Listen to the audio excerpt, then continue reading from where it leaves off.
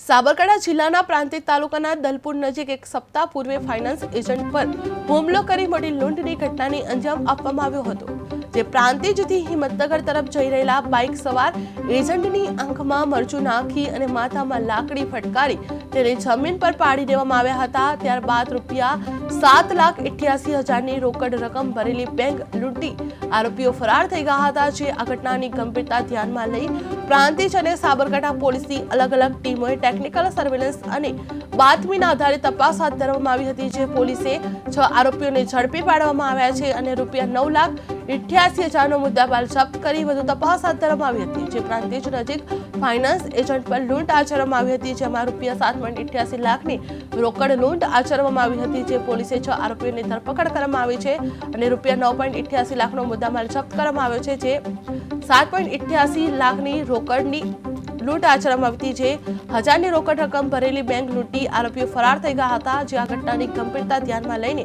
પ્રાંતિજ અને સાબરકાંઠા પોલીસની અલગ અલગ ટીમોએ ટેકનિકલ સર્વેલન્સ અને બાતમીના આધારે તપાસ હાથ ધરવામાં આવી છે। પ્રાંતિજ પોલીસ સ્ટેશનની અંદર 3/12ની રાત્રિના રોજ 10:30ની આસપાસ હાઈવે ઉપર આંખમાં મરચું નાખી અને એક વ્યક્તિ ધર્મેન્દ્રભાઈ સુતરિયા નાઓને લૂંટી લેવાનો એક બનાવ બનવા પામેલ હતો, જેમાં આશરે 7.5 લાખ રૂપિયા ઉપરાંતનો મુદ્દામાલ ની લૂંટ થયેલ હતી।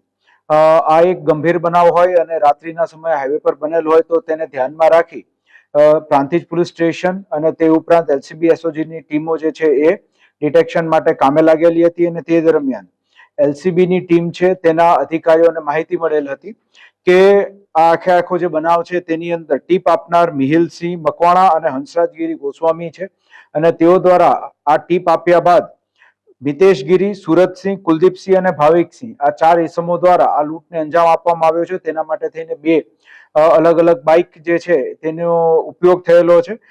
કુલદીપસિંહ અને ભાવિકસિંહ દ્વારા મરચું નાખવાનું અને ત્યારબાદ મિતેશ અને સુરતસિંહ દ્વારા લૂંટની કામગીરી જે છે એ કરવામાં આવેલ છે। તેને ધ્યાનમાં રાખીને આ બધા જ આરોપીઓને રાઉન્ડ અપ કરી અને સઘન પૂછપરછ કરતા તમામ આરોપીઓ પોતાનો ગુનો કબૂલ કરેલ છે અને હાલ આ બાબતે LCB દ્વારા તમામ આરોપીઓ વિરુદ્ધ કાયદેસરની કાર્યવાહી હાથ ધરી આગળ પ્રાંતિજ પોસ્ટે ખાતે સોંપવાની તજવીજ હાથ ધરવામાં આવેલ છે। પકડાયેલા જે 6 આરોપીઓ છે તે એક જ પેઢીમાં કામ કરતા હતા કે અન્ય પેઢીમાં કામ કરતા હતા?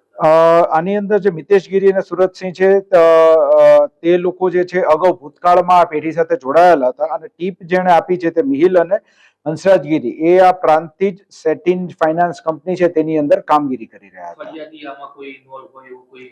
ફરિયાદી ધર્મેન્દ્ર સુતરિયાનું ઇન્વોલ્વમેન્ટ આમાં કઈ જણાવેલ નથી અત્યાર સુધી। આરોપીઓ છે તે આરોપીઓ ટોટલ જી અગાઉ કોઈ ગુનામાં સંડોવાયેલા હોય?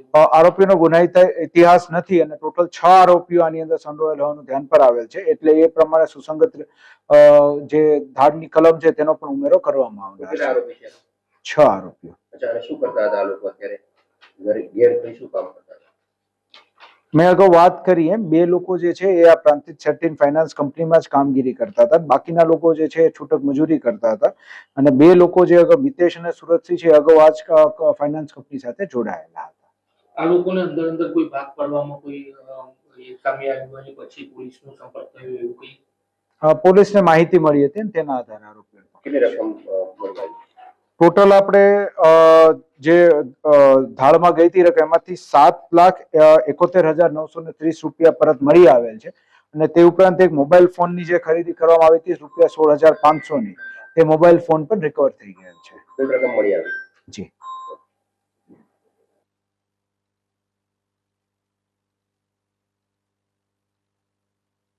પ્રાંતિજ પોલીસ સ્ટેશનની અંદર 3/12ની રાત્રિના રોજ 10:30ની આસપાસ હાઈવે ઉપર આંખમાં મરચું નાખી અને એક વ્યક્તિ